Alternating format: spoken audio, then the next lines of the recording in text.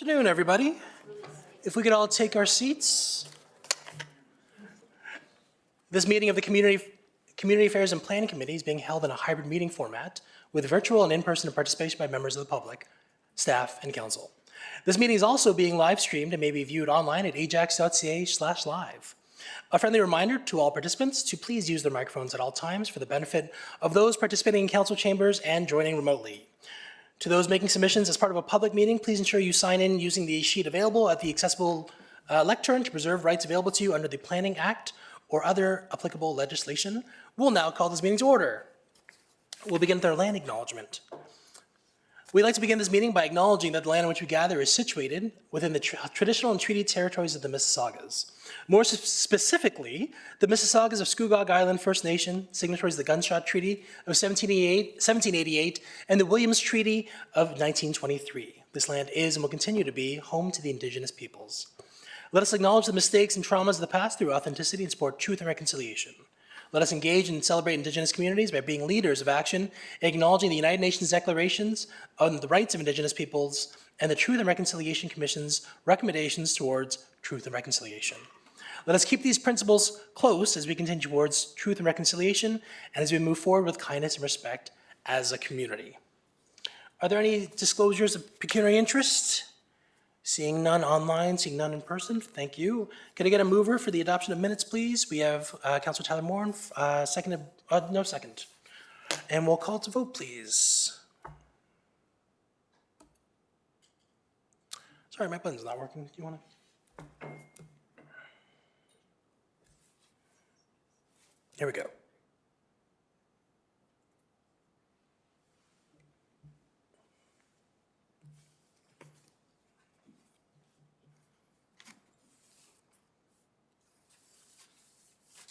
And that passes. We're on to public meetings, item 4.1. PDS 2025-01, zoning bylaw amendment application Z5/24, the Bigley Area Group on behalf of Firearms Outlet Canada, 725 Westney Road South. We have Director of Planning, Jeff Romanowski, to introduce. Thank you, Chair. I'll turn it over to Sean Jeffrey. He's the planner assigned to the file. He'll be providing the presentation for the applicable applications. Thank you. Ms. Jeffrey.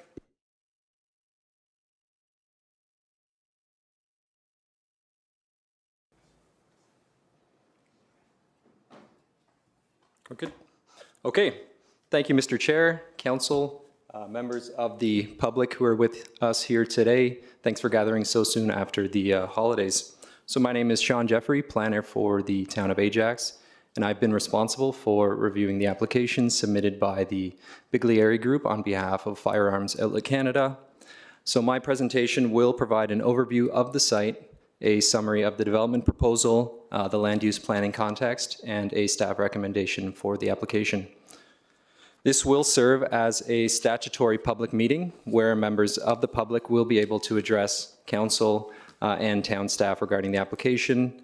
The applicant's consultants and various technical experts are also here to answer questions today.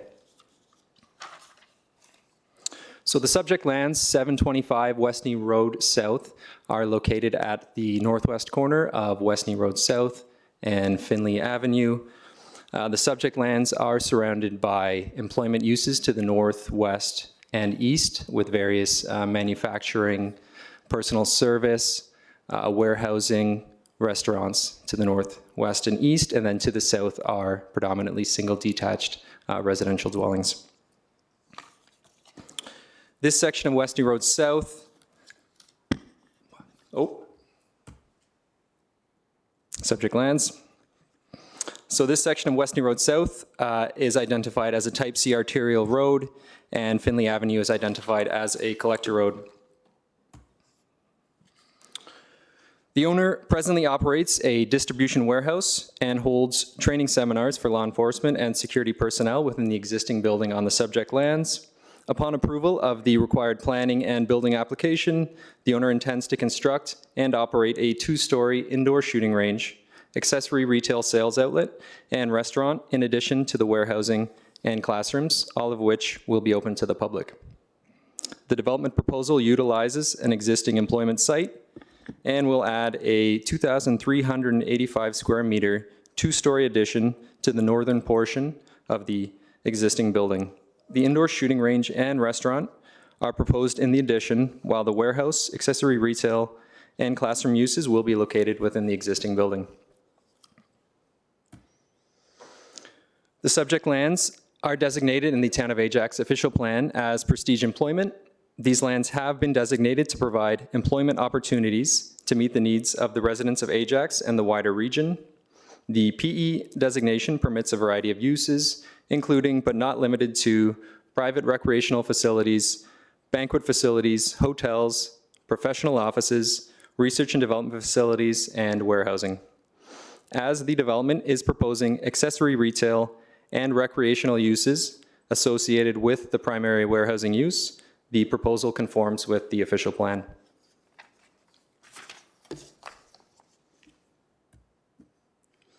The subject lands are zoned prestige employment within the Town of Ajax zoning bylaw. The PE zone permits a variety of uses, including but not limited to recreation facility, place of entertainment, sports arena, restaurant, warehouse, distribution center, and an accessory retail sales outlet. The applicant is proposing an indoor shooting range, which under the official plan can be classified as a private recreational facility. The OP permits private recreational facilities on lands designated prestige employment. However, this use is not explicitly permitted in the zoning bylaw. The applicant is proposing an accessory retail sales outlet to sell products that are warehoused on the premises. Selling products that are warehoused on the premises is not considered to be a permitted use as per the definition of an accessory retail sales outlet in the zoning bylaw. As per the zoning bylaw, a retail accessory sales outlet to sell products is only permitted to sell products that are manufactured on the premises. So as such, a zoning bylaw amendment is required to permit the development proposal. A zoning bylaw amendment application has been permitted, is requesting that the zoning bylaw be amended by establishing an indoor shooting range as an additional permitted use in the PE zone, establishing an accessory retail sales outlet as it relates to the sale of products of a primary warehousing use as a permitted use, establishing a site-specific parking rate for the proposed indoor shooting range and accessory restaurant use, reducing the minimum required interior side yard setback from 4.8 to 4.5 meters, and reducing the minimum number of loading spaces from 2 to 1 space. It should be noted that adding permissions to sell products that are warehoused on the premises brings the zoning bylaw into conformity with the official plan. A site plan application will also be required to finalize the detailed design of the development proposal.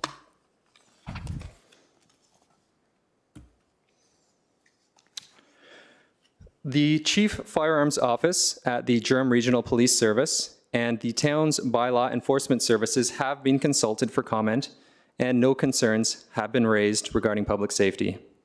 Indoor shooting ranges are highly regulated at the federal level with established minimum standards that all operators are required to comply with.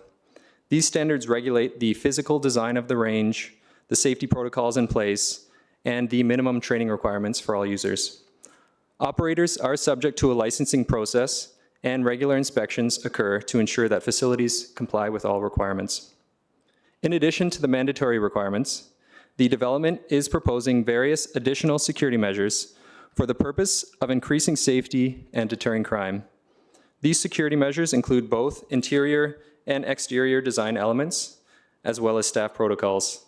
The measures include 24/7 on-site security, laser, closed circuit, and infrared cameras to monitor the interior and perimeter of the property, fencing surrounding the property with entry and exit gates for vehicular traffic, controlled access for the retail component, where patrons will have their picture taken and their name checked against a criminal database, lighting that enables clear identification of users in the space, and bollards installed around the perimeter of the building. With the extent of safety measures and regulations in place for a shooting range, planning staff are of the opinion that a shooting range is a safe environment for the controlled discharge of firearms and do not pose a risk to community safety.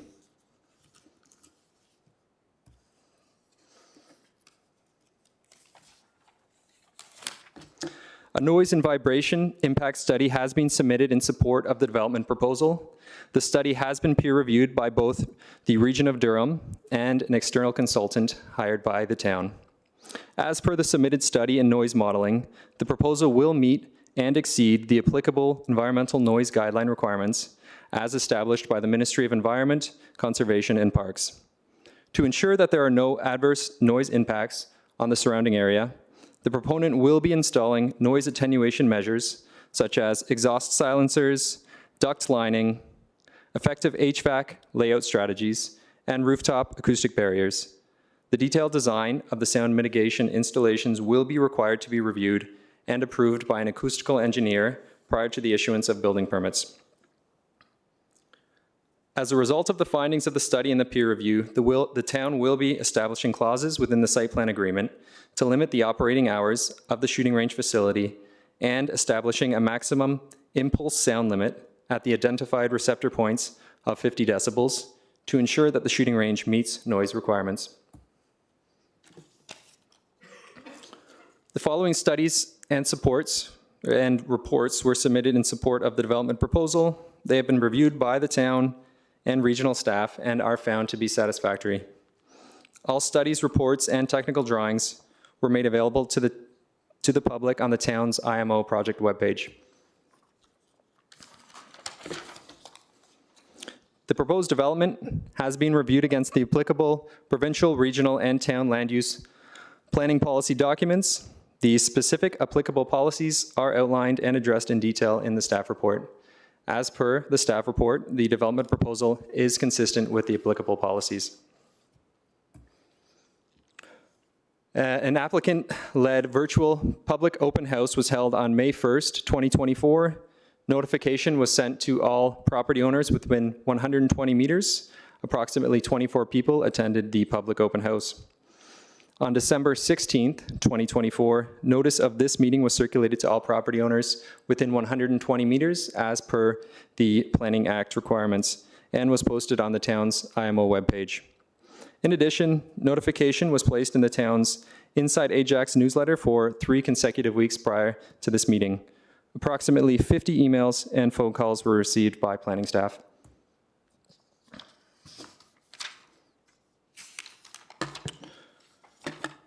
So staff have reviewed the submitted application and are of the opinion that the proposed use of an indoor shooting range is compatible with the surrounding land uses and repurposes an underutilized employment parcel. The proposed development has been designed appropriately with safe community design principles, is transit supportive, and would utilize existing area infrastructure. The proposal diversifies the economic base and provides an additional recreational facility within the town's built-up area. Therefore, staff are recommending approval of the zoning bylaw amendment application as outlined in the recommendation of the staff report.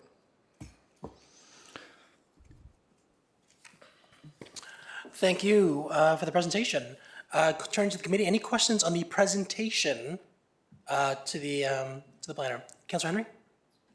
Thank you. I don't know if you want me to save this for the Bigolari group or if this would go to Mr. Jeffries, but I did want to ask a question when he stated that he felt that it was a safe, that staff are recommending this. And I want to ask a question about storage on the property and the shooting range and storage of weaponry coming in. Would that go now or later? Through the chair to Councillor Henry, I'd ask the operator or the planning consultant those questions, as that is in relation to how they operate their business. Okay, thank you. Thank you. So we'll now open this meeting to the public and invite comments and questions. I'll now go to the clerk to see if anybody wishes to address us virtually. I believe we have 1 or 2. To you, Mr. Chair, we did have one person register, but they are not online right now, so we can loop back at the end if you'd like and see if they've joined us. Sounds good. We will go to the in-person then. So if you'd like, I think I saw a bunch of people sign the list already, but come forward, sign the list to your left, and then please address the committee.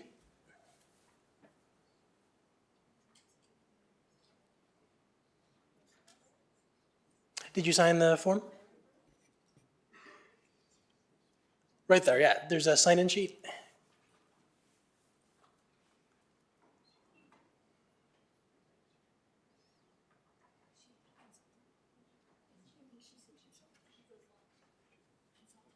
Oh, are you the consultant? You will have a moment to address afterwards. I'm sorry, this is for the public too. My bad. Sorry about that.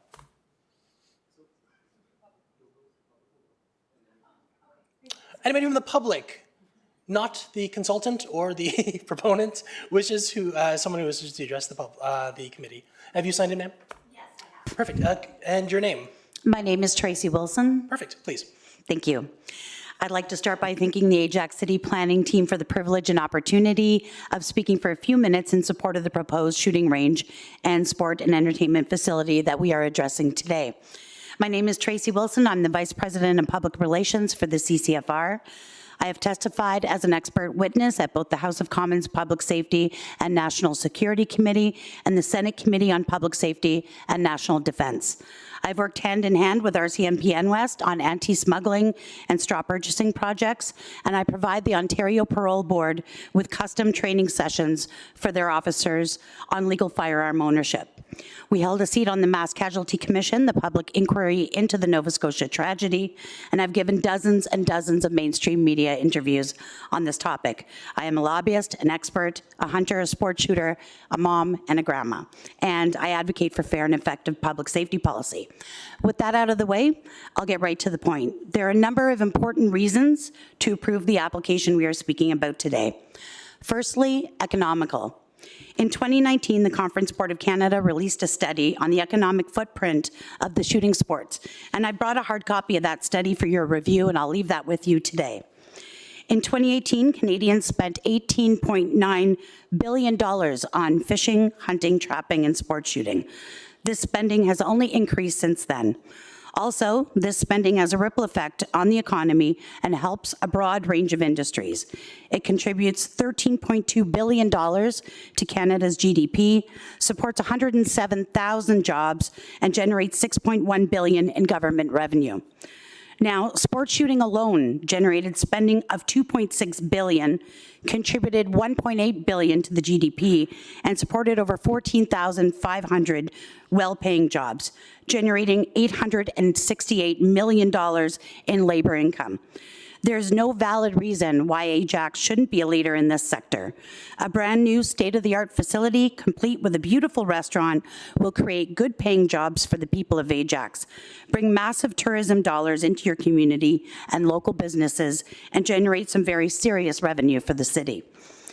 1.8 million Canadians participate in sports shooting alone, and that number literally grows every day. Every one of those people require a safe, RCMP-approved facility to train and compete. Facilities like this host events of all sizes, bringing people in from far and wide. They come with their families, spend money at your hotels, restaurants, and stores, and many other businesses. A second reason to approve is destination status. Having a state-of-the-art modern facility like Firearms Outlet Canada and their conceived design for this new establishment will put Ajax on the map. It should be featured in your tourism promotions and will provide the community with a unique destination activity that is only increasing in popularity. Lastly, community. Having a safe, regulated, professionally run facility for sport shooters, hunters, even law enforcement will keep them out of the back 40 or more rural areas around town where they may otherwise discharge a firearm without regulation or supervision. In Canada, the shooting sports and the ranges that serve them are heavily regulated, reassuring your community that safety is a priority. Many clubs and ranges across Canada host community events like National Range Day, open houses, Ladies Range Day, or charity events. This creates a sense of community and also provides people who may not otherwise have the opportunity a chance to try the shooting sports in a safe, regulated environment. The inclusion of the restaurant promises to bring families here for a day of fun, maybe even a vacation. In closing, I genuinely hope that you give serious consideration to this proposal and unanimously approve it. I promise to come and visit and bring the whole family. We love Ajax. You have a real gem of a little city here. Thank you for your time, and I'm happy to answer any questions you may have. I'll leave that study for you. No, sorry, we're not, yeah, you have to direct questions to the chair this way. So in the meantime, if you could just hold on for a second, any questions from the committee to the proponent, to the question, Councillor Crawford? Thank you. Thank you for your presentation. With all of your incredible experience, do you have any concerns about mixing alcohol with the guns? Because you would not, there's laws around that, so under the law, you would not be able to participate in alcohol prior to participating in sport shooting. So it would be after you're done shooting, just like now, after you're done shooting, you could go and enjoy dinner. So no issues about transporting after the fact? Transporting your firearm after the fact? Yeah. Not, and I mean, right now, you would be able to do that, so it wouldn't change anything. Okay, thank you. Yeah. Any other questions for the delegate? Seeing none, thank you very much for Thank your you. time. Could the next delegate on please approach? And just a reminder, and we maintained with this one, there is a 5-minute limit for each delegate, just to ensure the meeting keeps going. So could the next person please approach? You've signed the form? Perfect. Your name is? Wyatt Davis, Wyatt? here on behalf of Action Target. First off, I want to thank the council for the opportunity to be here. Again, I'm here for Action Target. We have been in business for 40 years. We help design, consult, and build the indoor firing range. We've been working with Firearms Outlet Canada for multiple years now on this project. And I can say, rest assured, that the equipment that is going to be provided will be one of the safest ranges in the world, quite frankly. We're also redoing a lot of the RCMP ranges right now, along with local agencies here in Canada. And why I bring that up is the same equipment that we're doing these military and law enforcement facilities. Firearms Outlet will be getting those same products and material to keep this facility very safe. So that's all I'll say. Thank you. Thank you. Questions for the delegate? We have Councillor Henry. Thank you. You mentioned you're working with a proponent right now to bring this to Ajax. Where in Canada have you also done a shooting range similar to this? Yeah, there are multiple. I would say there's at least 10 for the Royal Mounted Canadian Police all over the nation. We're currently installing at Val de Levis, a little bit west of here. Yeah, I could get a full list of all these locations. If Any that's public? Something. What's that? Any public? There are public ranges. One just got approved in Mississauga, Downrange Sports, that will be being installed later this year. And Target Sports is also another commercial public range here In locally. Canada? Yes, Okay. correct. And these facilities, are they as big as what's being proposed here? No, they are smaller. By how much? The one that recently got approved is 6 lanes. This one is probably 4 times larger than that, which is exciting. And the one that is 6 lanes, does it have room to have an addition added on? Could it have room to grow, or is that the limit of its? No, they have expansion possibilities, and just based off of their business plan, they're starting with the 6 lanes and seeing how that progresses, but they have about 3 phases that they can make it grow. Okay, thank you for your time. Thank you. Thank you. Would anybody else like to approach and address the committee? You've signed the form, sir? You've signed the form? Yes, I do. And your name? David Branson. Thank you. Please, David.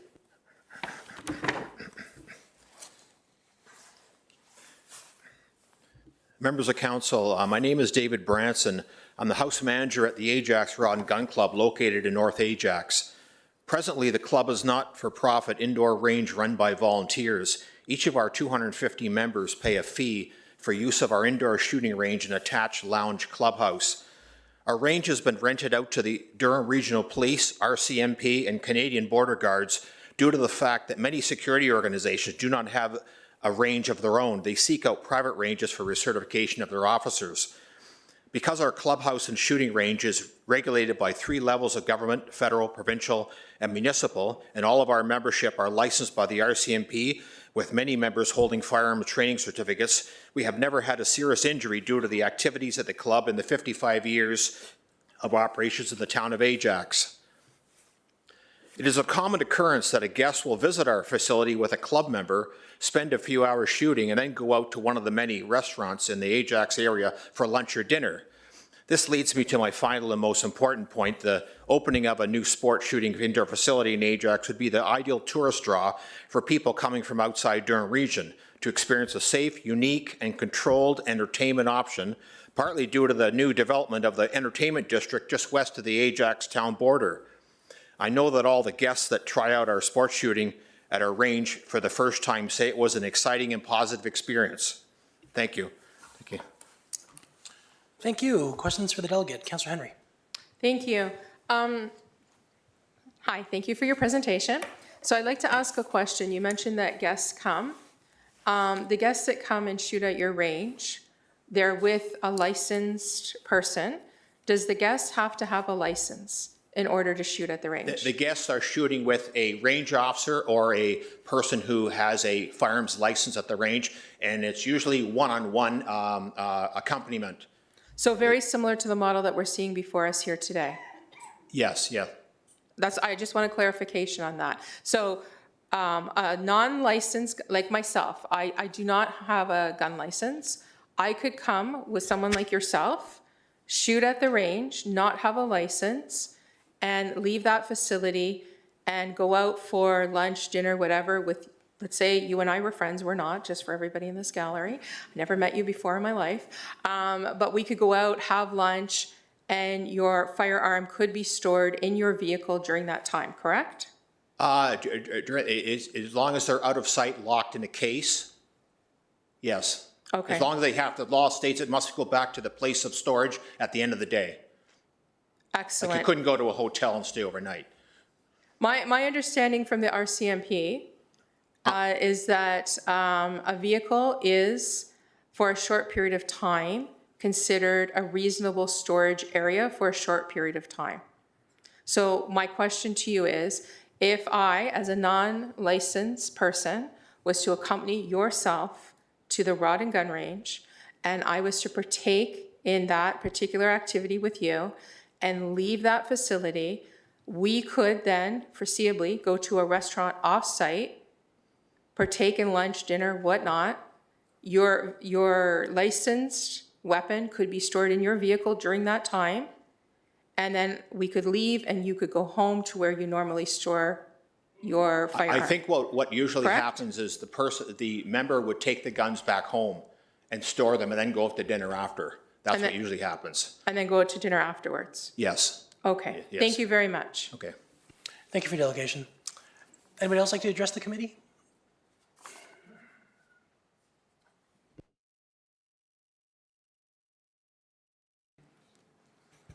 You signed in the form? Yes, I did. And your name, please? Paul Raymond. Colt? Paul, P-A-U-L. Oh, perfect. Thanks. Please go ahead. Thank you very much for allowing me to speak. I'm here in support of the firearms outlet application. I'm a competitive shooter, and my wife and daughter shoot as well. This state-of-the-art facility will give us and many other shooting enthusiasts a great place to practice, compete in competitions year-round. It's also a perfect location for firearms licensing and facility for teaching people all the safety aspects of guns and shooting. This one-of-a-kind facility will also be a great asset for the town of Ajax, including creating jobs and increasing tax revenues. It will also bring extra people to Ajax who will spend money on restaurants, local businesses, as well as accommodation for any overnight competitions. So it is my opinion that this approval of the application should be 100% positive and should be passed without opposition. Thank you. Thank you. Any questions for the delegates? Seeing none, thank you, Paul. Thank you. Would anybody else like to address the committee?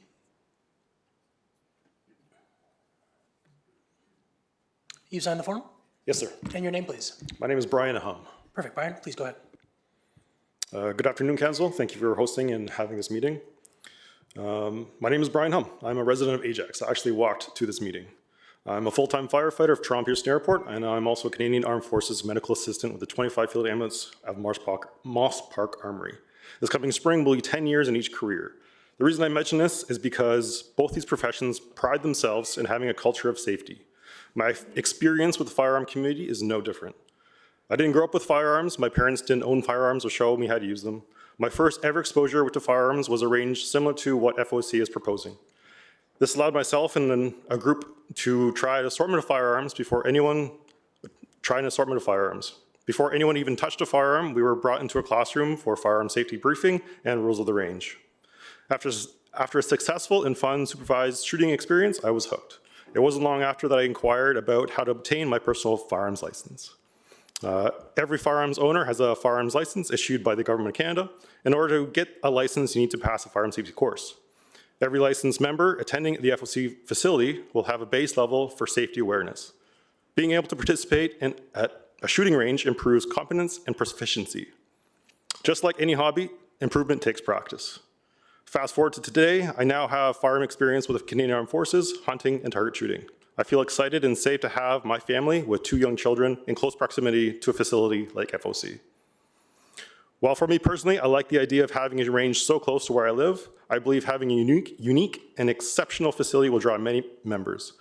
I used to be a member at Target Sports in Gormley, and I know talking to other members there that their commute was 30 minutes to more than an hour away. People will travel to participate in their hobby. Our cold and snowy winters will limit the average Canadian shooter from training all year round. Indoor shooting ranges provide a location to use that aren't affected by outdoor elements such as temperature, precipitation, and daylight. As with any hobby, a hobbyist will spend money. Firearms, ammunition, and parts thereof cost hundreds to thousands of dollars. This will have a very positive economic impact with job creation, tax revenue, tourism, and supporting local businesses. Spatial distribution of firearm ranges, I would like to see Ajax put on the map for the firearms community.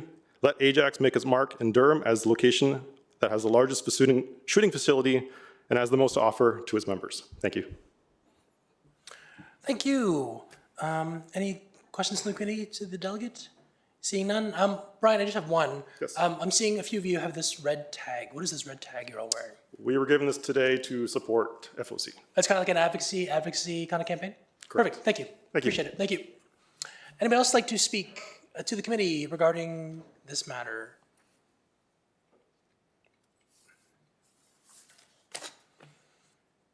I'm going to assume everyone's signed in at this point. Your name, sir? Stephen Gruel. Stephen? I didn't have anything prepared today. I took a half day off of work to come in here and just advocate for FOC. Both me and my wife have been patrons of FOC for a number of years now. I know they were the first firearm store I ever purchased a firearm from.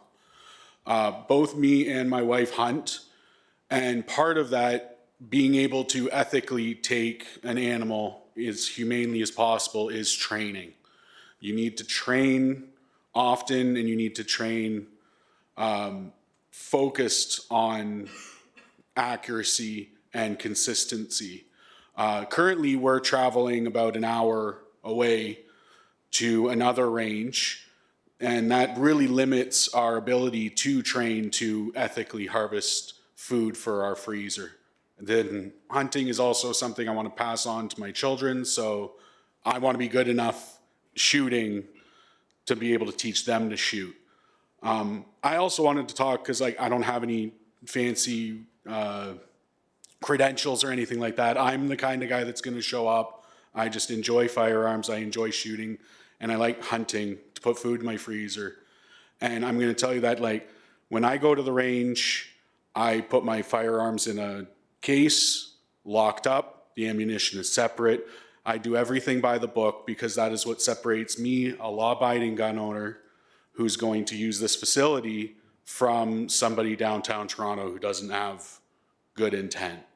And that is what this range would bring to Ajax, is good people who can be representatives to people who don't shoot and maybe aren't familiar with firearms, and show that the community is full of good people. We're normal people, house cleaners. Some people own or hold security credentials, like myself.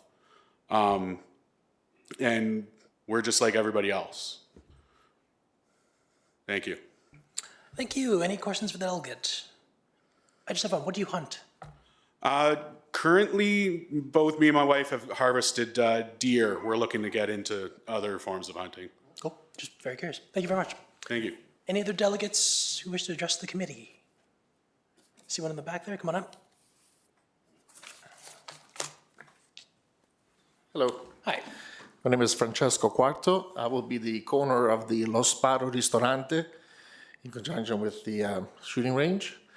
I live in Durham region for the past 27 years, and I'm excited if the opportunity has been given to serve the best Italian food, and of course you'll all be invited as a guest. I'm excited about the opportunity, and that's it. Thank you. Any questions for the delegate? Francesco, what makes yours Italian food the best Italian food? Well, it's for you to try. Looking forward to it. Thank you very much. I have a specialty, and I've been in the business for 30 years. I mean, working in restaurants, I did culinary arts in Italy, so I have a variety of experience in Italian food. So We'll be please there. be Look my forward to guest. it. Yeah, thank you. Thank you. Any other delegates wish to address the committee? Thank you. Your name, please? My name is Daryl Jeremiah, and I am a business owner operator here in Ajax. I currently the owner, director, and CEO for CSI Security Services. We're operating at 487 Westney Road in South in Ajax, which is just down the street from Firearms Outlet Canada. Firearms Outlet Canada have been a major supporter for CSI Security Services, as we do rely on such a business to provide us with a lot of our equipments that we need for our job. We specialize in moving items of substantial value around the GTA, so which means we are armed agents. And we often out on the road every day moving these items. Firearms Outlet Canada has been a major asset and provider for our equipment. With that said, we have found ourselves traveling very far, sometimes even over to St. Catharines to be trained. We require consistent training, updates, annual requalification for my staff, and we're traveling out to St. Catharines, out to Mississauga to do that. It would be very, very, very great if Firearms Outlet Canada can be receive your full support here today and be able to support a fellow local Ajax business here in Ajax and approve the range. Thank you very much. Thank you. Any questions for the delegate? Councillor Henry. Thank you. Requalification happens annually, correct? That is correct. And if you hire new staff, they would need to qualify? That's correct. New staff would require a 5-day training course, which we're currently doing far out to the city right now. We like to have that opportunity to do that here in Ajax. And as I said, we're just down the street from Firearms Outlet Canada. So the qualification requires a 5-day, 40-hour training course to become a certified ATC carrier, which is authorized to transport your firearm. So that's the first part of it. And then the annual requalification will be second. And on top of that, there is the regular target practice that is required. And every 90 days, we try to find a club where we can go and do some target practice to keep ourselves sharp. Unfortunately, we don't have the use of the police facility, which is in our area. We can't use that. Firearms Outlet Canada would be such a facility that we would rely on for that.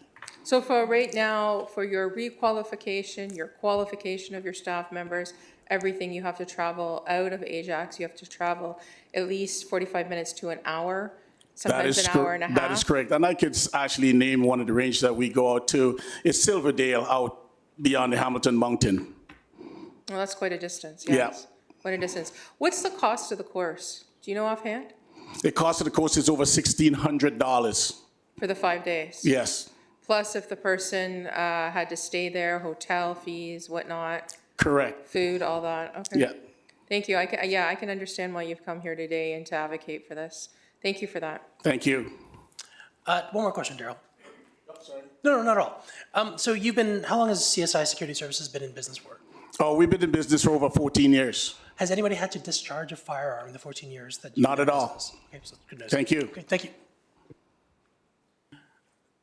Anybody else like to address the committee? Moving at a good pace. Please come on up. Yeah.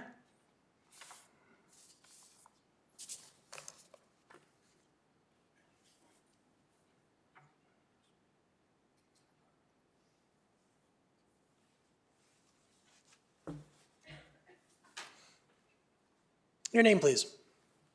Good morning, everyone. My name is Windy. I'm just a regular resident of Whitby. So I'm here in support for the Firearms Outlet Canada proposed gun range, indoor gun range. It is a state-of-the-art, probably first of its kind in Canada.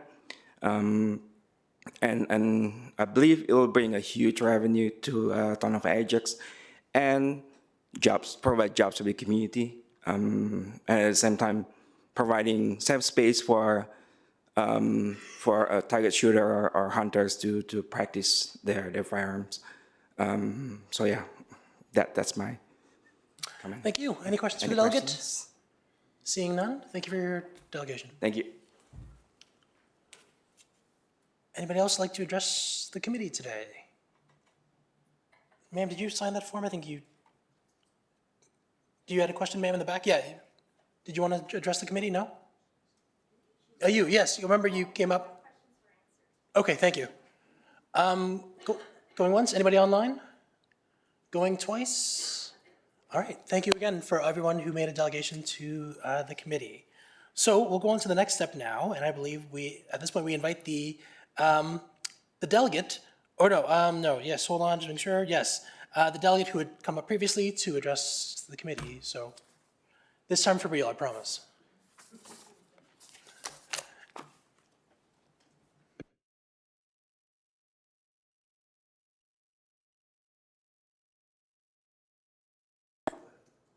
Chair and members of council and the public and staff. My name is Shilpi Saraf Outerlinden, and I'm a planner with the Biglieri Group. I'm joined by my colleague Mallory Nevis and the landowner Fred Pellegrino to discuss with you the proposed redevelopment of 725 Westney Road South. The application is seeking a zoning bylaw amendment to establish an indoor shooting range, accessory retail outlet for existing warehousing, a training facility with classrooms, a restaurant, and offices. To begin, I'll provide you with a brief overview of relevant legislation and policies guiding this proposal, and then I'll provide a description of the site plan, and we'll go over range access, operations, and safety features. I will be, to avoid some duplication, I will, with some of the work that Mr. Jeffrey had undertaken, I will speed through this section. The site is located on the northwest corner of Westney Road South and Finley Avenue. The surrounding areas to the north, east, and west comprise of employment uses, such as retail, warehouses, and indoor recreation facilities. To the south of the site is a residential community, and Westney Road serves as a dividing line between the employment uses to the north and residential dwellings to the south. As previously stated, the RCMP oversees the Canadian Firearms Program, which is responsible for firearm licenses, registration, and national safety training guidelines. The CFP also issues the range design and construction guidelines, which are essentially the legal requirements to build a shooting range. The Chief Firearms Officer of Ontario oversees indoor and outdoor firearms ranges in Ontario and ensures compliance with federal requirements. With respect to the regional planning context, as previously stated, Durham Region designates the site as employment areas. The intent is to support the development of industries and businesses, and the uses that are proposed as part of this application are permitted in the regional official plan.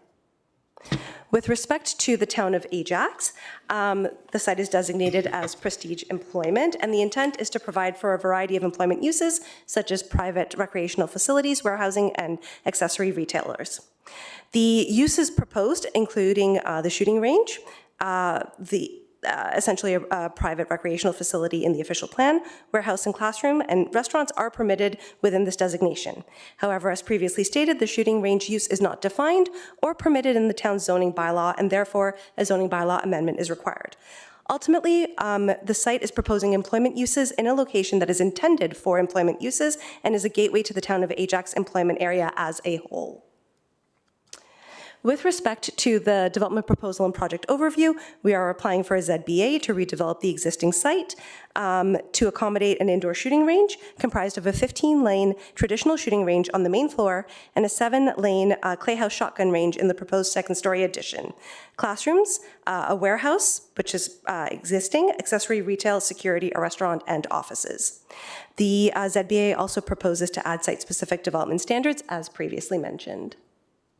With respect, as demonstrated by the site plan, the northern portion of the existing building will be partially demolished to accommodate the second-story addition, and the southern portion will be renovated.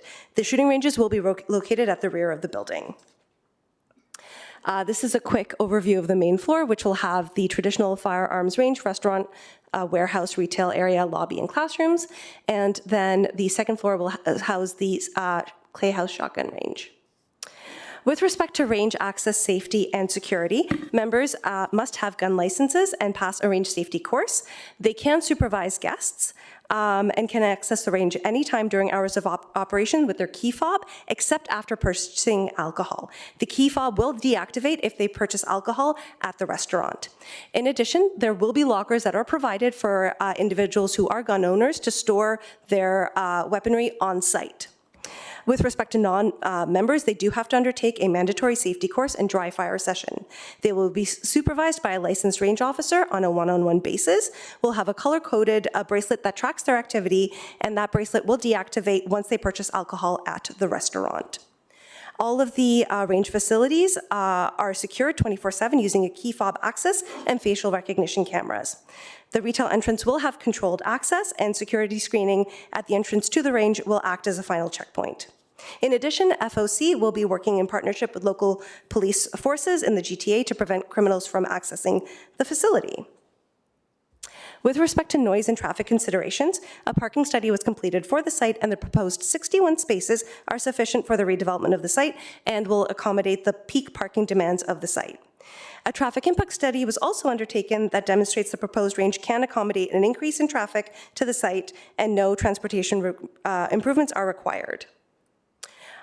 Finally, as part of the future site plan application, noise mitigation strategies will be incorporated, including but not limited to the HVAC system, where there will be silencers, ducting, strategic HVAC layout, and rooftop acoustic barriers. In addition, with respect to the building envelope, the roof and the ceiling structures will be built to reduce noise, and concrete masonry block assembly walls along the actual range-specific interior walls will minimize firearms noise.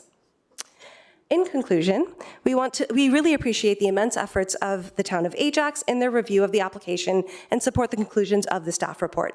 Thank you very much for the opportunity to speak, and my colleague and I and Fred are happy to answer any questions. Thank you for that presentation. We have Councillor Henry. Questions to the delegate? Thank you.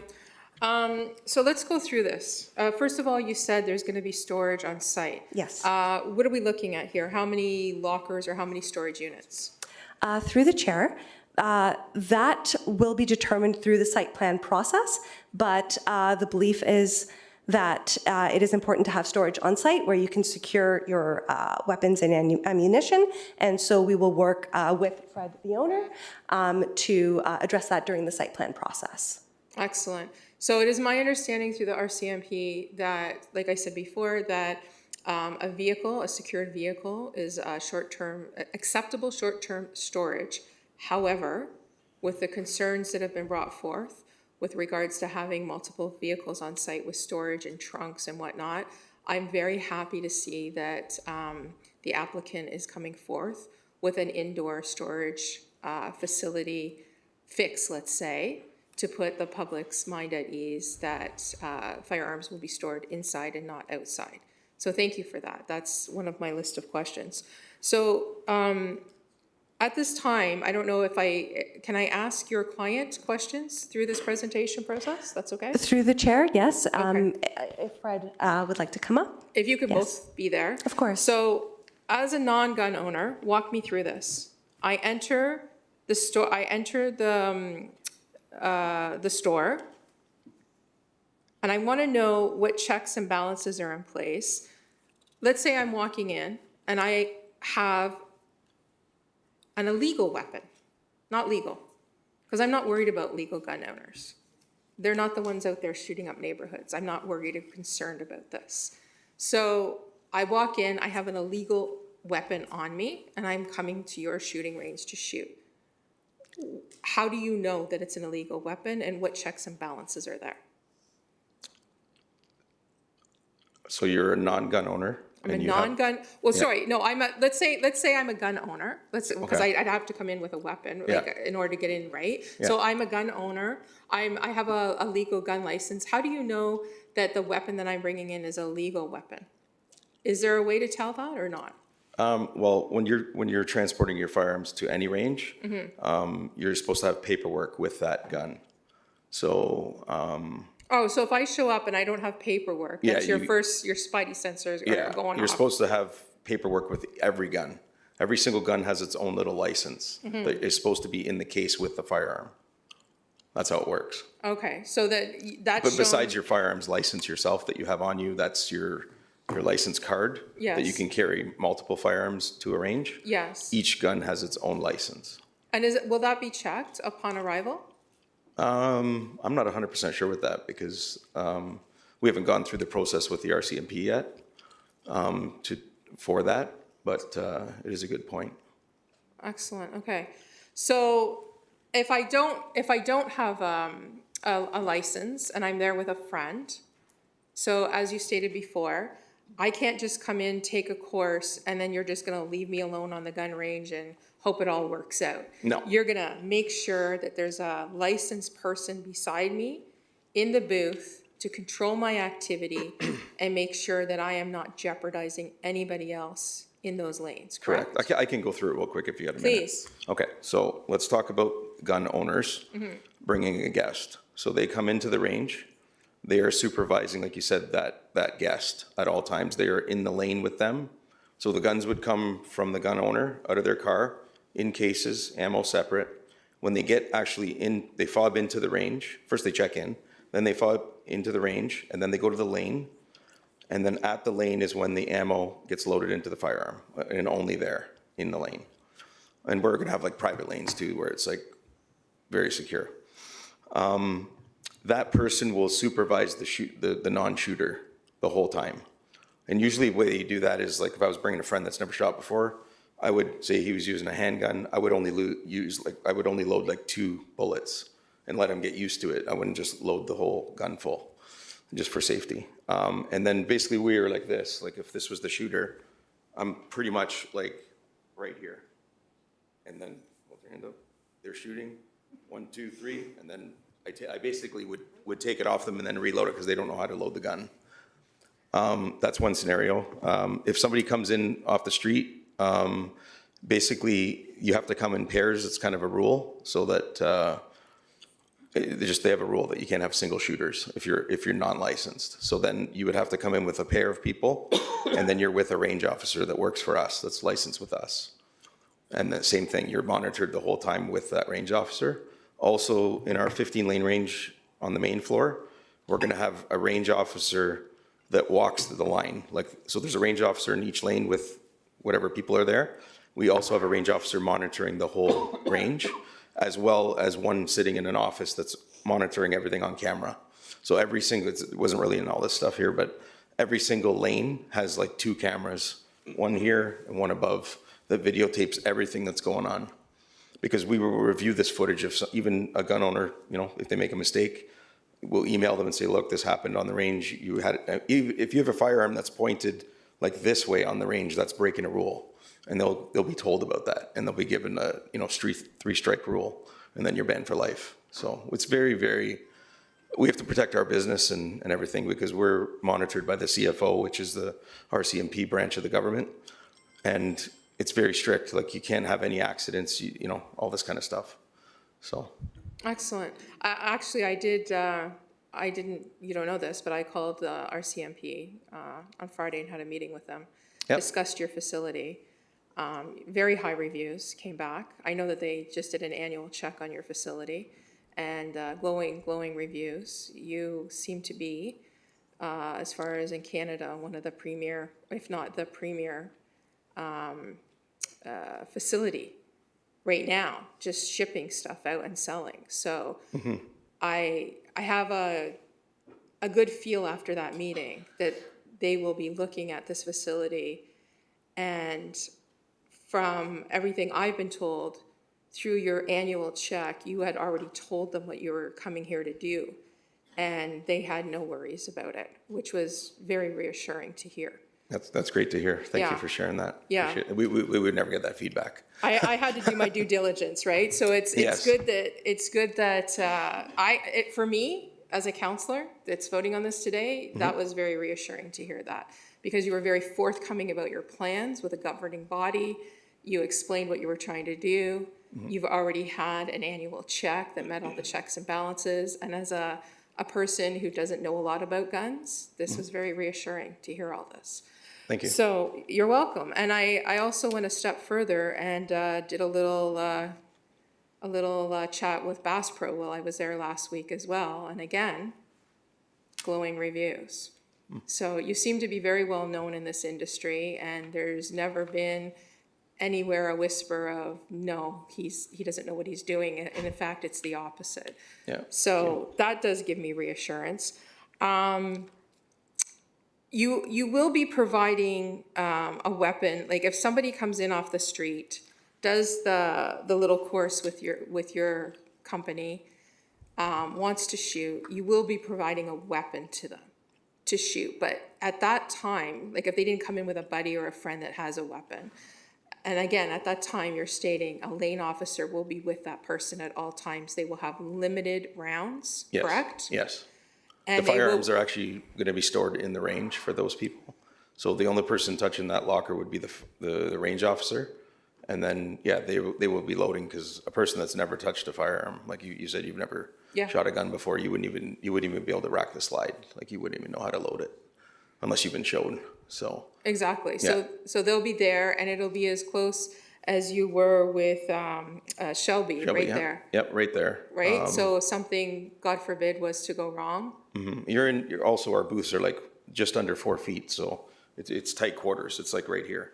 So like you have full control of that person. And then I've done it myself. Like I've taken people to the range, and it's hard to say, but like they wouldn't even be able to turn around with that firearm. Like it's a very physical, it's close very contact. tight. Yes, it's very tight. And the range officers do this for a living. So as soon as the firearm would move about that much, not even an inch, they would already be instructing like, no, keep that straight down range. So And if there's non-compliant, there'd be action, yes. 100%. Okay. Yeah. So let's see here. I've got about 8 questions. You've answered about 4 of them. Actually 5, 6. Breathalyzers. Will you have breathalyzers on site, or will it be through the fob? Okay, so we've given this some thought.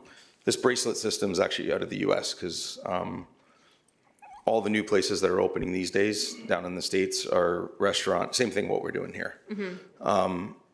So they use I've been places where they've used a bracelet system, and then obviously we have so many key fob opportunities when you come in. There's like the main door when you come in, the range door, all these different places to go into the store, all that. We just figured, okay, well, we'll do a program where once you have a drink at the range, you would get your card scanned, and then your card wouldn't work for 24 hours. And then just to take it further, because we're all about security, if a member would go in and have a beer and then think he's going back in the range and he tried to fob in, we would know about it, and then he'd be finished. Because if you're drinking, you're not supposed to be shooting. That's just, everybody knows that. 100%. Yeah. And I'm glad you're taking it to that level. Yeah, the breathalyzer thing, I was down at a convention in Vegas, and it wasn't even shooting, it was a gun show, the biggest gun show in the world. And I was upstairs on one of the floors, and obviously there they have like bars everywhere you can drink and look at everything. It's a trade show. But they had an archery range, which is just, archery. And I remember going through there, and they had an iPad with a little plastic thing sticking out of the bottom where you charge it. And they said, just blow into that, because they don't know if I've drank or not. And just to use the archery, they made us do that. And I saw that and I thought that was cool. So I'm gonna look into that. So if anybody would come on off the street, forget the restaurant that's there, we've kind of taken care of that, but like somebody could be at home drinking and then come in. If our security people see that the person's not looking properly or whatever it is, we will have them blow into this unit, and then we'll know for sure. So it's just another third step, just to make sure that we don't have anybody that's intoxicated on the range. You've got a lot riding on this. Yeah, I do. Yeah. And I can tell you've taken a lot of feedback. Yep. And you've implemented it into your presentations today. Yeah, the locker thing was added later. We were going to do it before. It's just a lot of work for us to do. But then we thought about it and we're like, you know what, let's do this locker thing. I thought it wasn't mentioned, but I'm thinking of almost doing a coat check. So it's a room that's secured, that's locked, and then somebody would just take the firearms from the person that wants to go eat at the restaurant for a few hours, lock it up, and then they have a tag. They keep the tag just like a coat check. And then that's it. And you're committed to this, correct? Sorry? You're committed We're to the committed to storage? that, yes, 100%. Thank you, because that's, I'm not gonna lie, that's something that I really want Yeah. to see. Like, it's over and above, just so you know, because when you go to any range, your car in the parking lot is still at the address. Yes. So the 725, everywhere, not just the building, everywhere on that property, you can have firearms. Yes. But again, we're beside homes there's schools, all this stuff around. That's why I'm fencing in the whole building. I don't have to do that, but I'm doing that. And I'm having gates for access. And I recognize that there's a lot of stuff you're doing that you don't have to do. Yeah, we've always done that, though. I've And I always thank gone you above. for taking that. My final question Councillor would Henry, be, it has been twice the limit. It's following here. I believe I have 10 minutes. Yeah, you used 1044. Can I just finish one question? Sure. So my final question would be with regards to the parking. Yes. And I know that our staff has assured us that there's enough parking on site. And I know that you've assured us that. I just want to make sure, I just want to say this. I don't want to see vehicles that are meant for your establishment parking in other parking lots around the area. Yes. So please keep that in mind when we're looking at parking. Okay. All right? Thank you. Thank you. Councillor Henry, just before you disconnect, you mentioned a RCMP officer 3-4 times now. Can you share the name of that officer? I could, but I didn't ask his permission. Should I? Well, it's publicly available. I mean, you called the RCMP. You've been. Oh, you're talking about Aaron at the RCB. There you go. Thank you. Sorry, You know I thought it was a exactly friend of hers. Aaron, yeah, you can, Yeah. I don't know his last name. Yeah. But he works at the CFO's office. Great. Yeah, No, yeah. appreciate it. Just you kept mentioning, so I just wanted to. Yeah. Thank You would know his name because he's just done Yeah, the he check, inspected our right? store, yeah. Yeah, Okay. and I didn't know that before calling. So Oh. when I called, it was just, this is something I do with things I want to look into a Okay. little bit more. Thank you very much. Just wanted to confirm. Thank you very Yes, much. So thank next you. we have virtually Councillor Bauer. Councillor Bauer. Oh, Thank you, Chair Lee. My apologies. Happy New Year, everyone. My apologies. My voice is not 100%. I have been recovering from the flu. Thank you for the presentations and the delegations today. I have some of my questions have been answered. I do have some major concerns regarding the residential area right across the street from the facility. So I do understand that some measures have already been taken that have been presented. I'm glad to hear that. So I'll just ask my questions. One of the things that Ms. Schulpe said in her presentation was that FOC will be working with the RPS to keep criminal activity out of the area or out of the range. Can you please expand on that? What does that mean? okay, so kind of off the record. So there is no real system to check for criminals, or else we'd just catch them all and put them in jail. So I've been told by people at the police level that we can just submit lists of people that have come through, and they'll match up with anybody that has a criminal record, and if they do, then they'll take it from there. That's what I was told.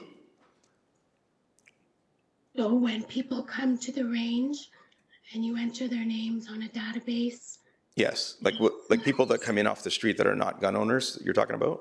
Yeah, they would fill out a waiver, it takes their photo, so all that information will be sent off. And if anybody is got a firearms prohibition against them and they've entered our facility, they're in big trouble. And so would you allow them to enter your facility knowing that? And then No, well, we wouldn't know that at the time, right? It'd be like if a criminal went into his jewelry store, the jewelry owner wouldn't know that they were a criminal. There's no way to know that. So then what are you matching on your systems when people are coming into your club? We are submitting, say, a list of people that have been in our facility, say, in the last week. We would submit that to the police services, and then they would cross-check that with their database. They're the only ones that, because of the privacy stuff, they're the only ones that have access to the criminal list, right? So that's the only way it can be done. There's no other way. So it's done afterwards, it's not done Yeah. to prevent people with criminal, I don't know the words, like flags. It doesn't prevent them from coming in the range. It only prevents them from coming back to the range. Correct. What are your hours of operation for the range and the restaurant? So we are thinking probably like 8 a.m. to either 8 to 8 or 8 to 9 p.m. for the range.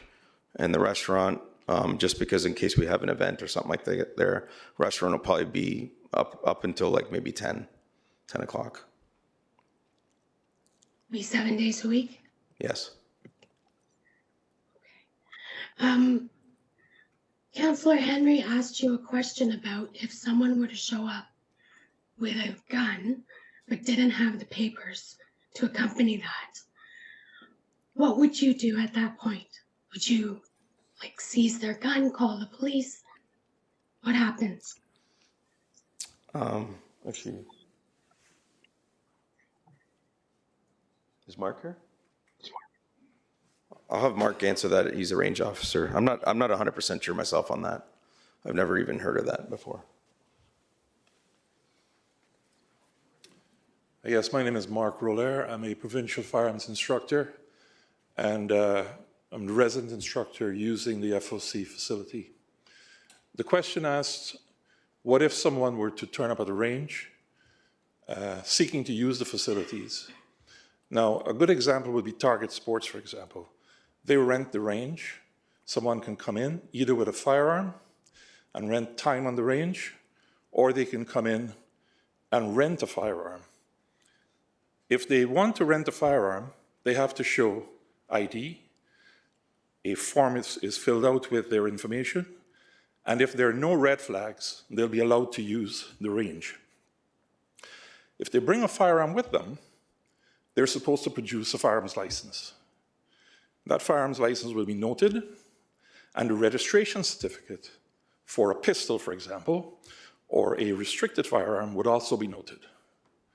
If there's nothing wrong with the paperwork, there are no legal grounds to prevent the person from shooting, although they will be supervised as a matter of course to make sure they're shooting in accordance with the safety regulations and don't do anything that is against the law while in possession of a loaded firearm on that property.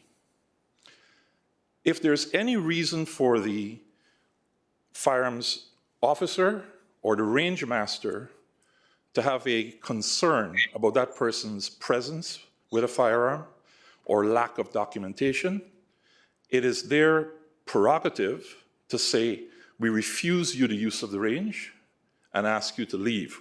You can't arrest them. You don't have the powers of arrest. But you can tell them that we will forward this information and our concerns to the police. So earlier, Councillor Bauer asked about something that prevents them from actually using the range initially. You can't do that. There's no way to make sure or to identify a person with criminal intent just by the fact of them turning up.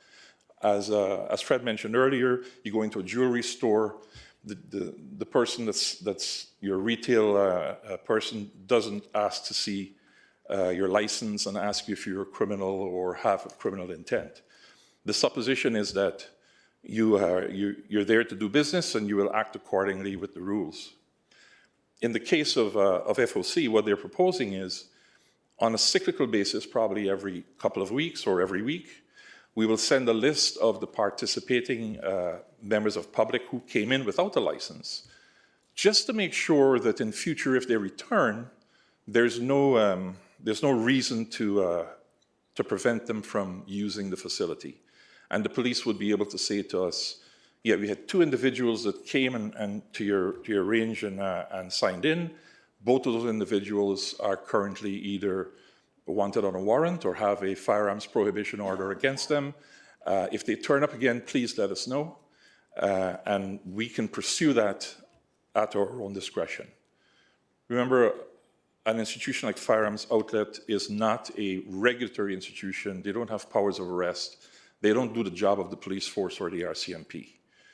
But what we can guarantee you is that they will go above and beyond every legal safety precaution known to man to make sure that that facility operates in accordance with the firearms regulations of Canada. I don't know if that answers the question for you. Thank you very much. So then I guess that just extends to the question of when people are coming into the facility who are not members. Is this a membership club? There's a membership as well as the potential for someone to come as a guest of a member. It'd only be so then I seem to remember that there is some sort of process for checking people when they come to determine if they will be permitted to come inside and use the range. I think one of them mentioned today was you cannot just walk in off the street by yourself. So a lone person could not walk in. What would be some other criteria where someone working at the desk would say, I'm sorry, you're not allowed to come in? Okay, so a number of already established rules by the firearms community and the RCMP are things like the person appears to be inebriated, the person seems to be under the influence of either medication or some other form of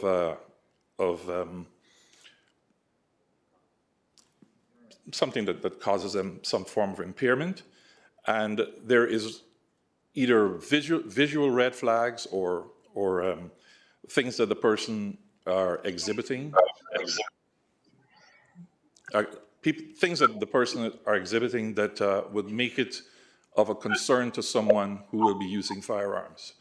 Based on that, the facility has the right to disallow them from using that facility, and if they persist in trying to get in, we can either call the police or have them barred from the facility under the Trespass to Property Act. But it remains the prerogative of the owners of the facility and the operators on basis of safety to say whether a person will or will not be allowed to use a firearm on that facility. Councillor Bauer, you've hit your 10 minutes now. Do you have a final quick question, or do you want to? We also are going to bring the report forward as well. You can ask questions to staff at that point as well. Yes, I do have questions about the report. I'll just ask my final question for right now regarding the 24/7 security. Are those armed guards that will be a role if there is some type of activity that requires a response? Councillor Bauer, you disconnected. I think the gist of your question is, will there be armed guards, and what is the response? Is that correct? You disconnected. I couldn't hear you either, Chair. Go ahead. Just very quickly, your question is, will there be armed guards on premises, and what's the response? Is that correct? Okay, we're going to assume that's the question, so if we could quickly answer that one as quickly as possible, please. It won't be armed guards because that's not allowed. You can't have armed guards at a range. Armed guards are only for transporting like valuables, either money or things like that. So it'll be security, but not armed. Okay, thank you, Councillor Bauer. Like I said, you'll have another chance to ask when the report comes forward. Next, we have Regional Councillor Crawford. Thank you, Chair. I just want to say both of my children have their gun license, and my son and my husband does too. They went to the Ajax Gun and Rod facility to receive their license. So I don't. But so I do support the this range.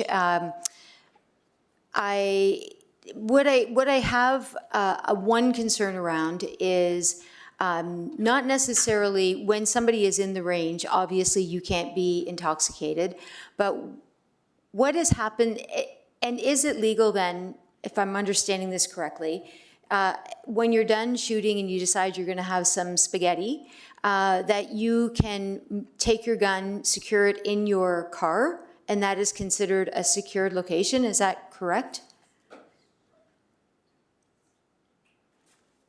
So the whole property where the range is located is through the RCMP is a secure area to have your firearms. It is. So it is, but we're just taking one step further and we're going to provide people with lockers. So if they're Okay. staying for an hour to eat, they can leave their firearms actually inside the building, which will be all locked up and secure. Okay, so then my only concern, and it is only my one concern, is that after dinner, if they go back in to get their locker, where, I don't know where they are, where your lockers would be, if they are perceived to be not able to drive or anything, like maybe had too much to drink, where's the line drawn then on safety? I never thought about that one. So that's really my only concern. Yeah, I mean, if you go to any restaurant, you drink too much, you shouldn't even be driving, right? I understand that, but in any other restaurant, you probably don't have a gun. Yeah. So that is my concern around the association of the two. Not at the time of shooting, but at the after effect. So that's my one concern, and hopefully you can address that. I mean, we could, at that point, figure out, like, because the guns they can't stay at our store. They have to actually go back with the owners. If I could just quickly add to that. Currently, the onus for transporting a firearm legally lies on the individual, regardless of where you are. So what Fred is trying to do is to offer an option if you're still there. But currently, anybody that goes to a range can leave that range and choose of their own accord to go to a restaurant and imbibe in alcohol. See, I don't think that's true, is it? Yes, it is. It is? Okay. The way in which it is policed, for want of a better word, is regulations state that when you travel with a firearm, you're supposed to go from the location where you use it to your registered domicile by the shortest convenient route available. But that just means that if you were to be pulled over by the police, it's going to be up to you whether or not you chose to do something along the way, like have a drink. But there's no rule in place to stop an individual from deciding to stop off at their neighborhood pub and drink. They'll be breaking the law, but there's no rule to stop that. So the onus, once you leave the range, is really on the individual and cannot be placed solely on the ownership of that facility, like a range. If I leave the Ajax Rod and Gun Club on a Saturday evening at 7 o'clock and decide to go to a party and get drunk, that's on me. And if I get pulled over by the cops, two problems. It's going to be assumed, first of all, that I did not go back to my home in a very reasonable manner and direct manner, but I also chose to drink alcohol. And I will be charged accordingly. And with that, I'll lose my license and my firearms. So really, it's kind of an unfair way to couch the question so that if you're at a range and then you have a drink, that's going to cause a problem. The drinking is going to be your choice. At a facility like FOC, we will try to do everything we can to put checks and barriers in place. But the opportunity to imbibe alcohol before you get to the end of your destination and safely store your firearms at your registered home is going to be an individual one and will remain an individual one throughout the country, because that's the way the laws are written. The only reason I ask, sir, is because the address is still the same. Whether you're in the restaurant or you're in the range, the address is still the same. So that's the only reason I'm asking, that's all. I'm not trying to trick anybody. I understand that as an individual that I'm responsible in my own car when I'm, drinking or driving. So that is the only reason I'm asking. I've got an answer. I just thought of it now. Because it was kind of like this doesn't come up normally, right? So if we happen to see somebody that's drunk out of their mind, so they just shot, they're a gun owner, they have their guns there, they put it in the coat check, then they start having 15 shots, right? And then they can't drive home anymore. We are not going to give them their guns and let them go in their car. We are not going to do that. That's ridiculous. So what will happen then is to have their guns stored there. What we'll do is it's a quick email to the CFO with the registration and just say that, because we sell people's firearms. So what happens if you brought a gun into our store? Normally it stays at your house, but we can send a paperwork to the CFO that will allow you to store it at our store for the night. Thank So you. that's what I think we'll do. That makes sense to me. Like I always figure things out. Yeah. And I'm sure Yeah. it would be not happening every single time. No, That's a gun and owner's it's not going to get drunk out of his mind and then drive his guns home. He's just not going to do that, or else They he shouldn't be won't be a driving gun owner anyway. anymore. Yeah, exactly. So, okay, so let's say, okay, so boom, you've got your zoning, everything else. What happens now? Does the RCMP come in then and start talking to you about how you set this up? So assuming that we get this bylaw Yeah, changed? assuming that Okay. this all So the next works out step for would be you, you yeah. guys are going to get our site plan, which is 3/4 of the way done.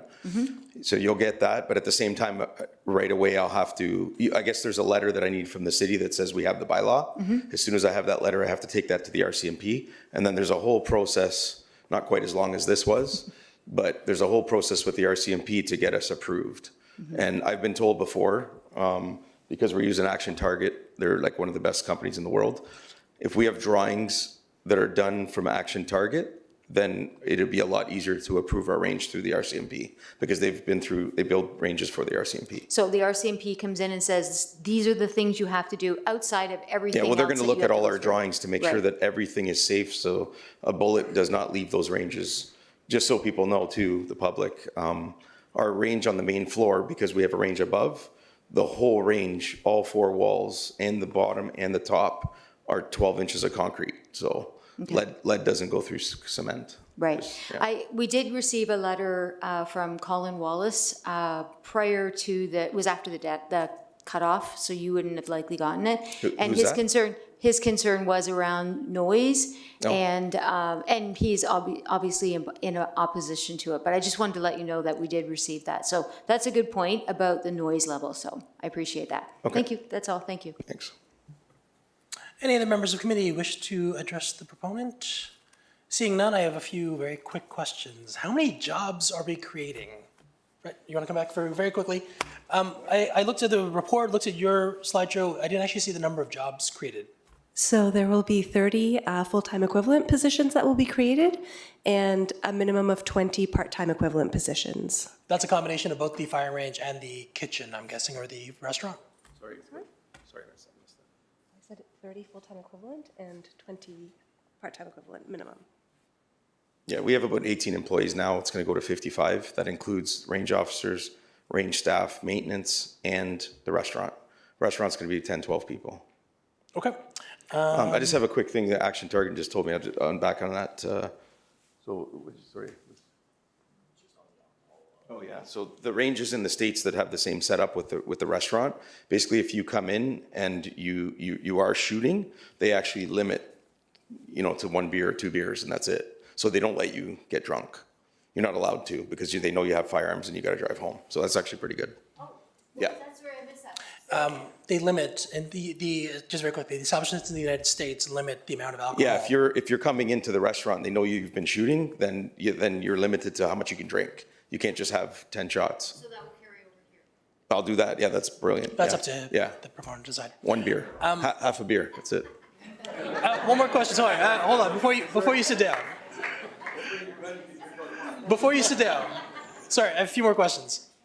I know, I got to let him off on a laugh, that's my bad. Sorry. So you mentioned this bracelet system.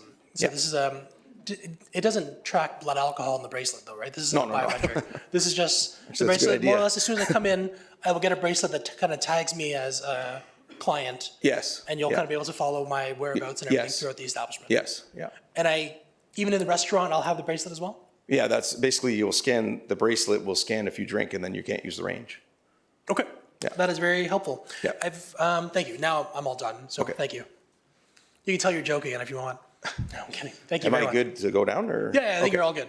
So now we have the motion before us is, excuse me, very quickly. We have PDS-2025-01 Zoning bylaw amendment, application Z5/24, the Big Larry Group on behalf of Firearms Outlet Canada, 725 West Knee Road South. Can I get a mover or seconder just to bring it to the table? I see Councillor Henry as the mover. Can I have a seconder, please? We have Councillor Tyron Moore. We do need a seconder for Cap. So at this point, any questions now that the report is on the floor? Councillor Dyes, I think you mentioned you wanted to speak to this? Or questions or comments at this point, please?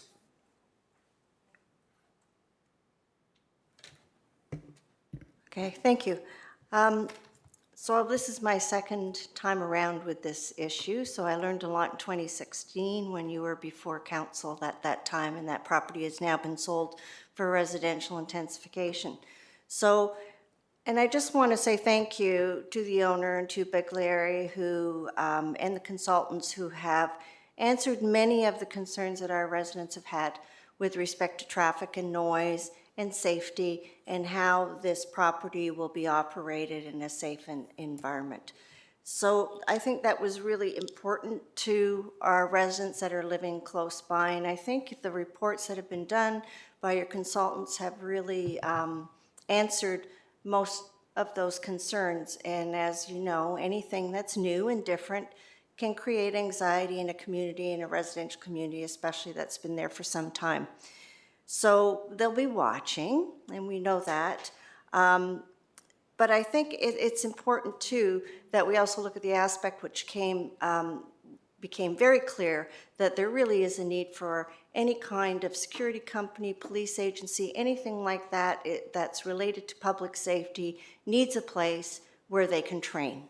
And I would like to think as a resident, and I live down the street from this facility, I'd like to think that if I was in a bank or anywhere where a gun was brought out, that the security guard or the person or the police officer is well trained and knows what to do with that handgun.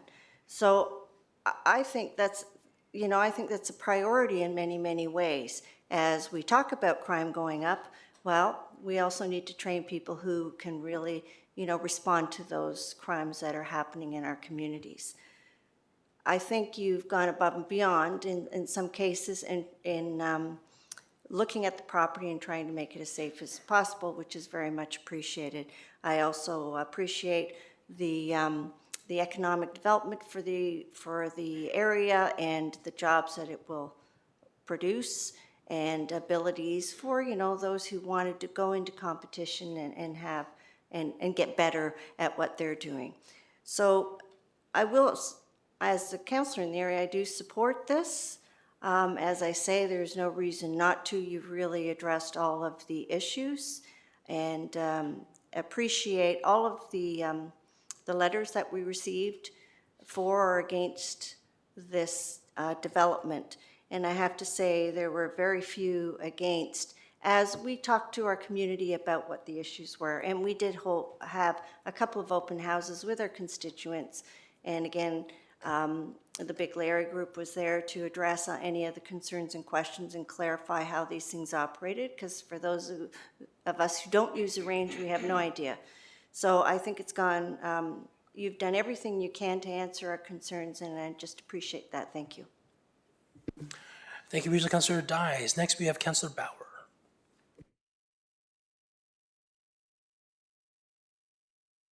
Councillor Bauer, we can't hear you right now. Are you possibly on mute?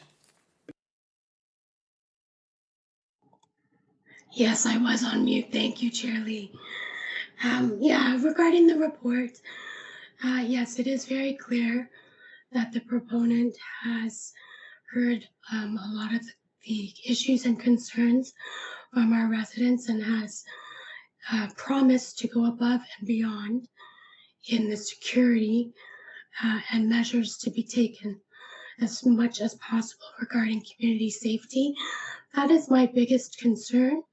It is right across the street from a residential area.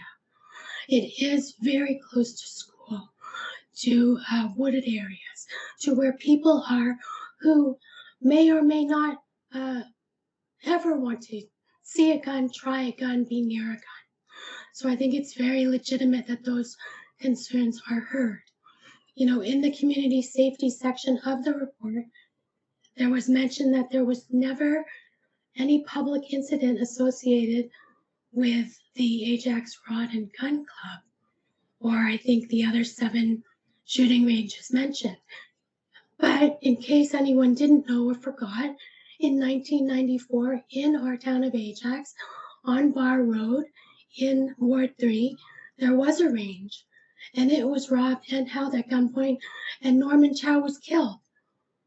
So there is legitimate safety concerns. When this first came up, or recently came up, I do remember speaking to a couple members of DRPS and initial conversations. First 2 concerns. 1, really concerned about in and out, who's coming in and out, and the increase of the travel of guns from other parts of the city into our town. So yes, I truly believe that certified or licensed gun owners are responsible and are looking for a safe and practical place to practice their hobby, which a delegate did make a comment that people will travel wherever they need to practice their hobby. And that is something I said in 2018 when this discussion came up over the election about the location. People are willing to travel for their passion. So across the town, across the street from a residential area, doesn't have to be there. But regardless, the other comment from DRPS was we may not think of these things happening or the risk of things happening regarding the increase of guns in our town.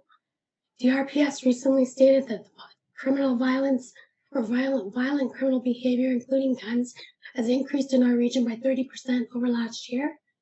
And a very senior official said he hadn't seen it, but that doesn't mean it wouldn't happen.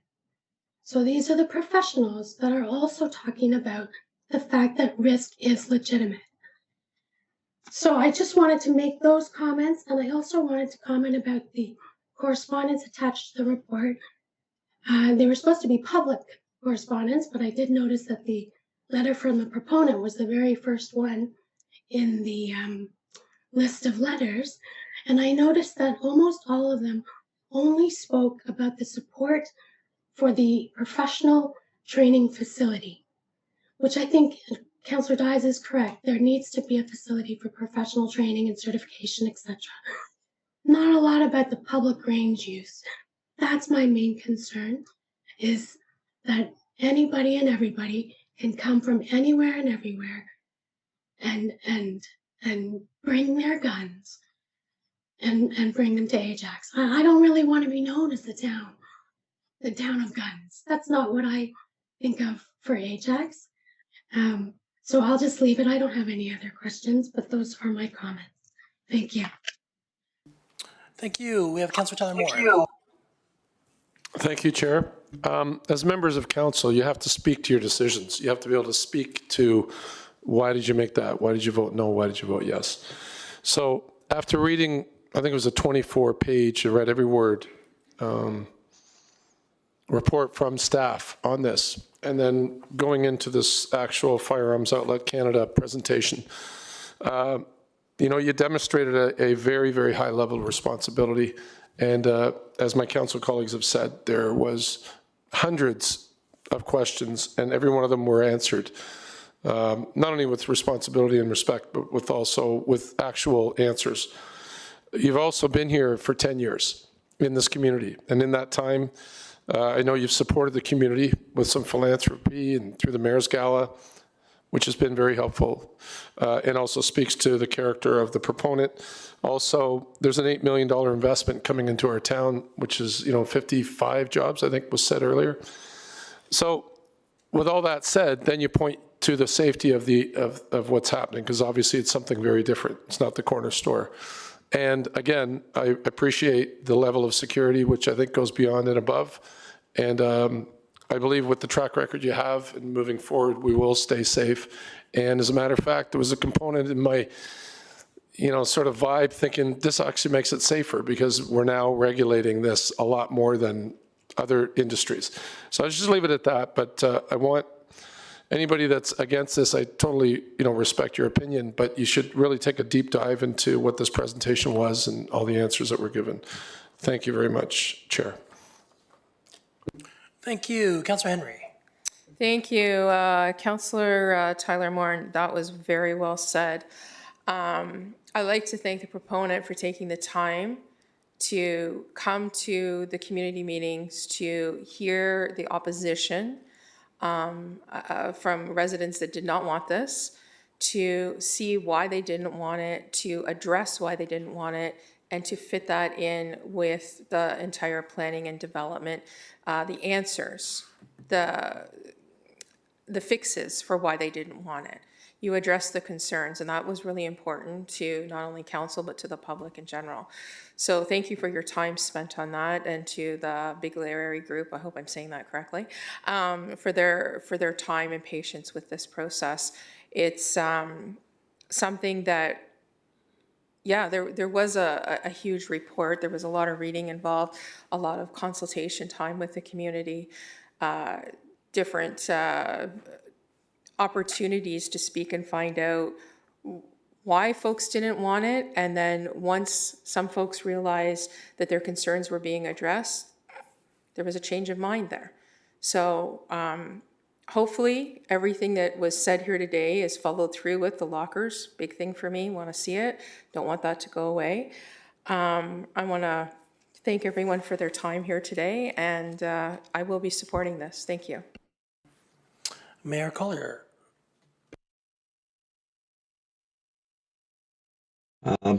Thank you, Chair.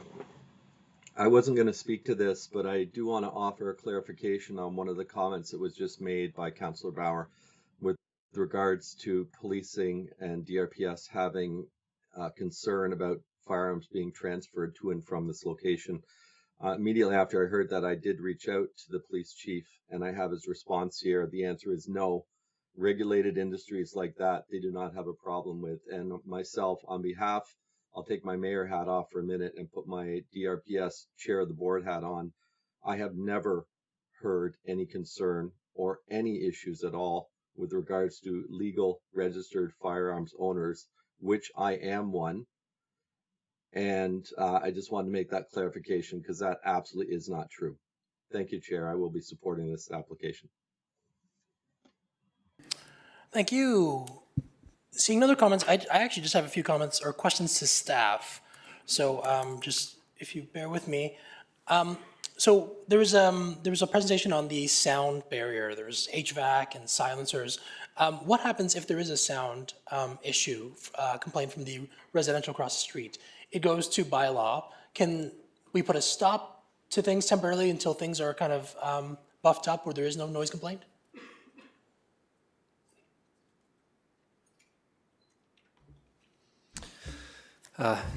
Through the chair to you, Councillor Lee. So in the site plan agreement, we will be establishing clauses where the shooting range will be required to operate at a certain level. 50 decibels is what's been recommended and what the provincial government requires. So if there is a complaint regarding noise, then yes, it would they would be in breach of the site plan agreement, and we would have to follow up through, as far as what the process looks like. Potentially, you would have to get a consultant out there to measure the noise that's occurring at the range, at the receptor points that have been identified on the south side of Westney Road. If there are exceedances, then there would have to be a response from the property owner. But then play it through then. Would we be able to have an injunction on them until they've fixed their sound issues in a worst case scenario? There would have to be, yes, a legal process if that was the case. Okay. Yeah, but yes, it would be enforceable in some form, yes. Okay. Are we allowed to remove the bylaw? So let's say this is a worst case scenario.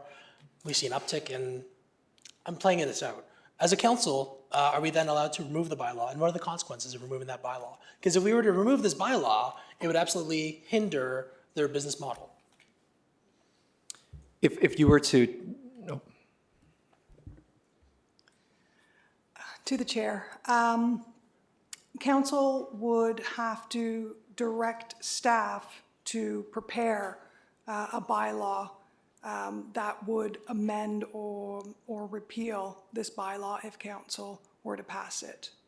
And then the follow-up would be, I imagine it would go to the courts to decide whether the council, like, again, like I'm trying to play this through from a planning point of view now, because that's what we're discussing, the bylaw. If council were to rescind this bylaw, right, because we determine there's a safety issue or whatever, X, Y, Z, what is the follow-up then?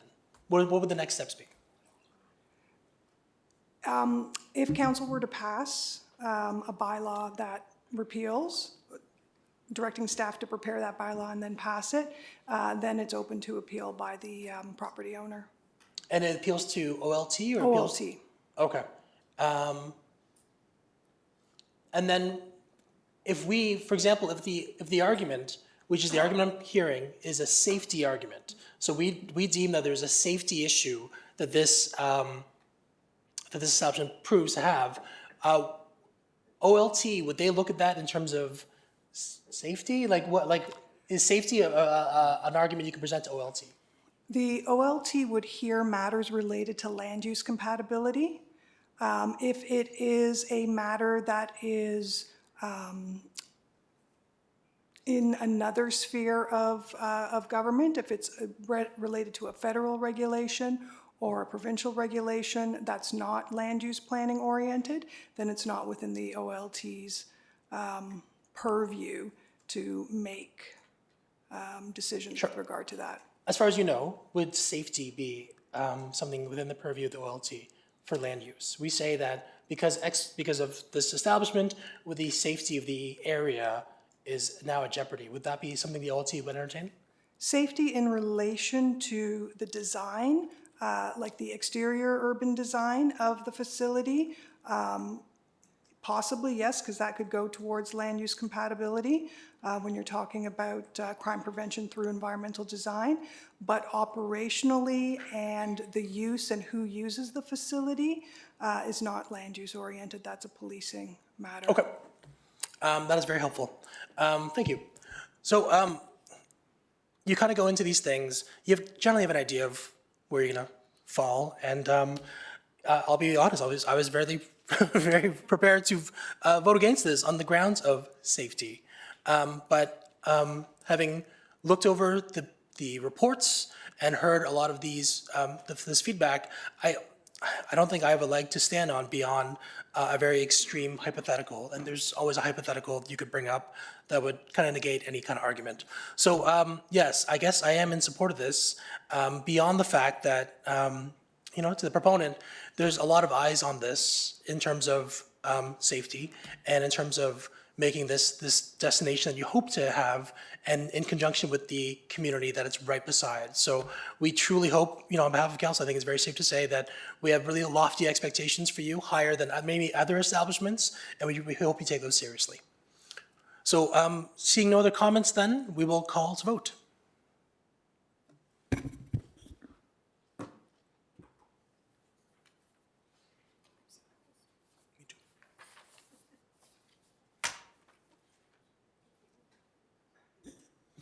And that passes.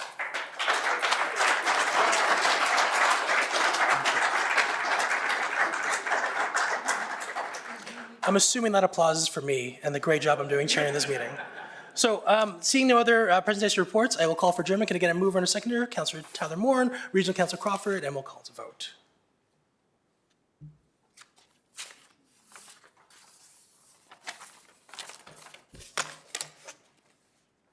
Thank you very much. Everyone have a fantastic day.